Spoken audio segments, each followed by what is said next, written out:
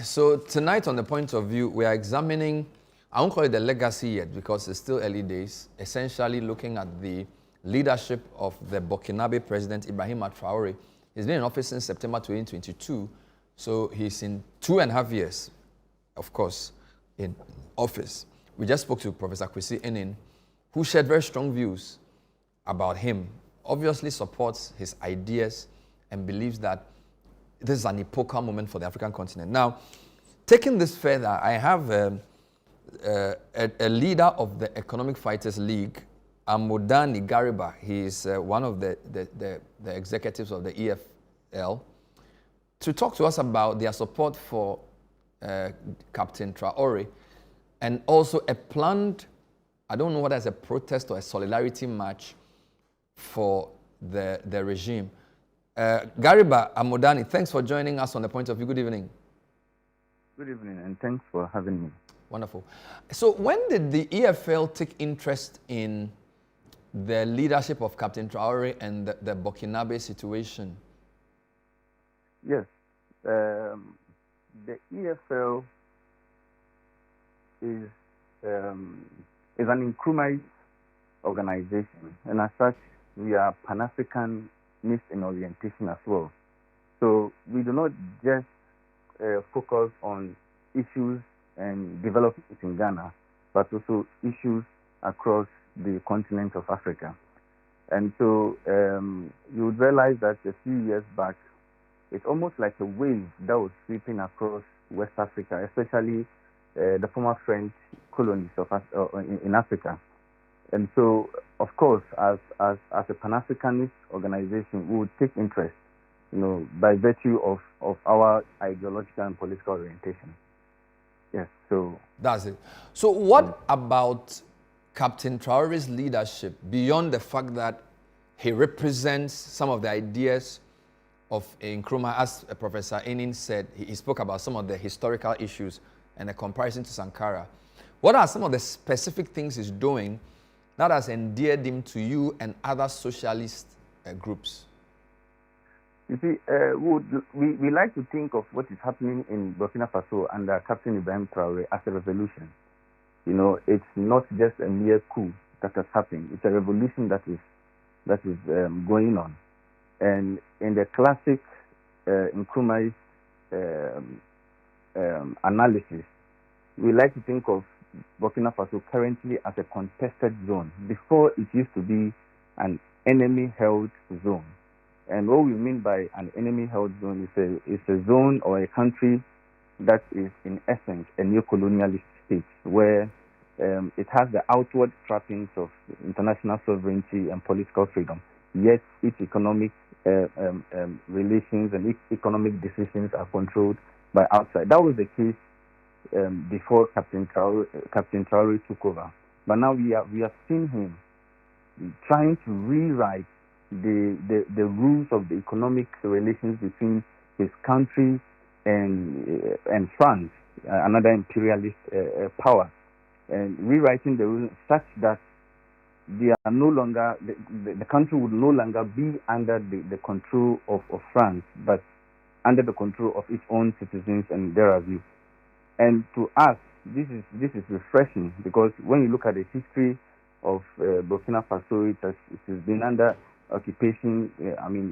Since their independence, they had to sign a pact with France that says that they had to give away a lot of economic power to France and what have you for 60 years. And so since 2002, we are seeing a refreshing break from this. And moreover, we've seen him trying to nationalize mines and go into industrialization, all in line with our goal as economic freedom fighters of economic freedom for Africans. We believe that what he's doing in the long term or in the long run is going to inure to the economic freedom of Burkina. That is why we support him, basically. Now, which of his policies, you've spoken about the mining nationalization. I mean, he's credited with all kinds of things.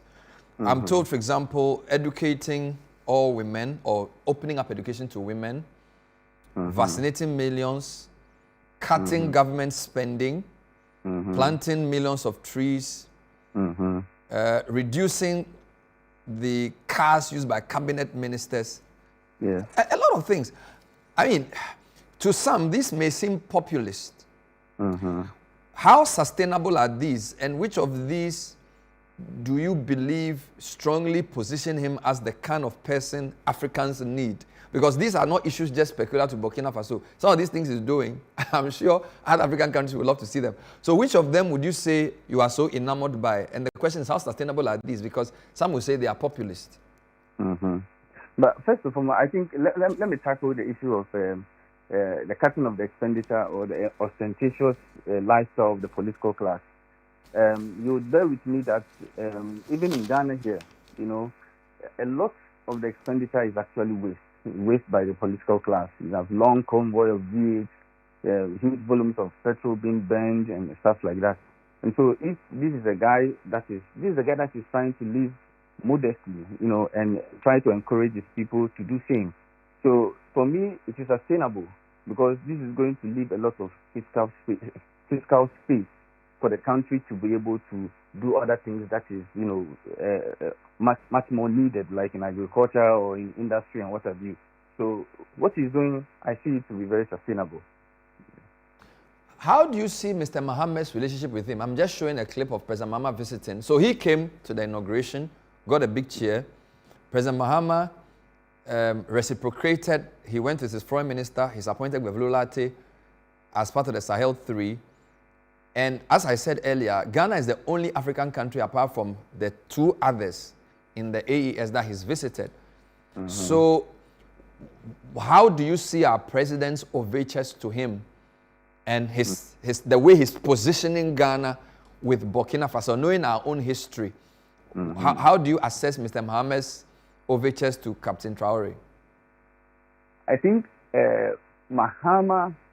President Mahama has a goal in his approach to the AES. I think the long-term goal is to try to bring them back into the ECOWAS, and I think that is a sensible approach, looking at how other countries in ECOWAS have sort of cast them out, you know.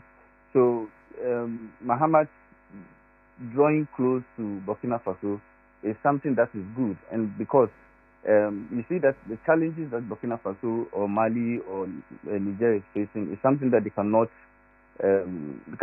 solve alone. I mean, take the challenge of terrorism like this. They need coordinated efforts across the region, and so if they are not in a space that would allow them to engage in this coordination, it's going to be a problem for them. So, for example, Chad is a neighbor to, say, Niger or so. I mean, and you have a lot of these terrorist organizations on the border between Niger and Chad. So if there is no coordination between Chad and Niger, you know, the fight against the insurgents around those regions is going to be hard, you know. So I think that's the right approach. Mama is trying to bring them close so that they can be able to achieve their aims of security and prosperity for their people within the space of ECOWAS, which is very commendable, in fact. Let's talk about the EFL and what you're planning. Is it my understanding that you are organizing a march in solidarity? Can you clarify what it is and when it is?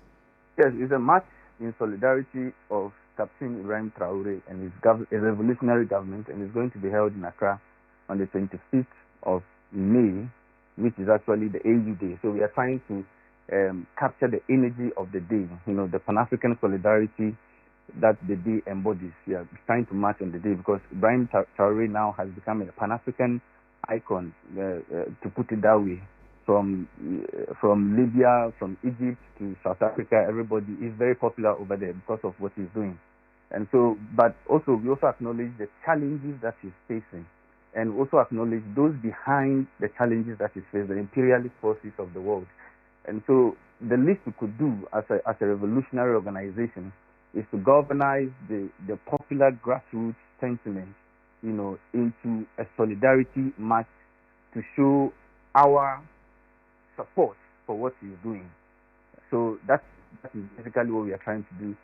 Because in Ghana, he's very popular. Like you said earlier, during the inauguration of President Mahama earlier this year, he had the highest applause. So even in Ghana, he's very popular. But then, how do we channel this popularity or this grassroots sentiment into something concrete? One of the ways is to bring people together into a solidarity march, so that he knows that what he's doing resonates with a lot of people across Africa, including his neighbor Ghana. Right. So that is the essence of the march. Some people think that his popularity is more social media created. They even criticize social media bots and deep fakes for some of the endorsements. So will your march be a test of his popularity on the ground, as it were, to translate the clicks and the likes into real boots on the ground? I think even with the issue of the deep fakes that we have, I think it's as a result of the failure of the mainstream media to broadcast. I mean, there's a duty on the mainstream media to broadcast what is going on in Burkina Faso, but there is a huge vacuum that the mainstream media is not willing to fill. And anytime there's a story about Burkina Faso in the mainstream media, it's normally negative. And so there's this vacuum that, grassroots people, organizations, I mean, I don't know their motivation, but they are trying to fill. And I believe if the mainstream media had risen to the occasion to do what was supposed of them, I don't think we would have even if we're going to have issues of deep fake, it's going to be very minimal. But because of their failure, we are having it as. But then again, I see it as an expression of the strong sentiment for him. So though we condemn, the use of social media to propagate misinformation and what have you, but then you cannot deny the fact that these may come from people who support him, who are inspired by what he's doing and what have you. But again, it is because of the vacuum created by the mainstream media. And not to say that we are going to translate the clicks into some kind of boot on the ground for him, whatever. But the support is already there. We are just trying to delve into something meaningful. We are not the ones generating the support for him. It is organic. It is natural. All we are doing is to channel it into something that is tangible. That could be told. Someday in the future. What if you are accused of marching in support of a coup leader, because he did come to power by a coup, and it was not a bloodless coup? A couple dozen people or so, we are told, lost their lives. I mean, we are told that, of course, we know that democracy is supposed to be the system we prefer. How do you answer to that charge of supporting somebody who came to power by the barrel of a gun? Let me state it very clear that as an Nkrumahist organization, the Economic Fighters League is against military coup d'etat. But then you cannot tell the form in which a revolution would take. In the 50s and 60s in Africa, revolutions took the forms. African revolutions took the forms of bloodless constitutional changes, some led by Kwame Nkrumah, and but you cannot tell the forms it's going to take. We do not see the transition from the former government to Traoré as coup d'etat. It's a revolution. It has gone past a coup d'etat. So we are not supporting coup, but we are supporting genuine political development that will lead into something positive and concrete for the African people. So we are not supporting coup d'etat. Nothing like that at all. Thank you. We'll talk to you again, hopefully, before your event on the 25th. Good luck with that. Amodani Gariba from the Economic Fighters League, who are marching in solidarity with Captain Ibrahim Traoré on the 25th of May, which is AU Day. So there you have it. Whether his Sankara come again, Rawlings reincarnated, or a man of his own, only time will tell. But few can deny the phenomenon that Captain Traoré is. We've been speaking to Professor Kwesi Enin, and more recently, Mr. Gariba on this matter. Earlier on, we brought you some timelines on his leadership and some of the key things he had done. Thanks for watching tonight's edition of The Point of View. We'll see you next time. Bye-bye.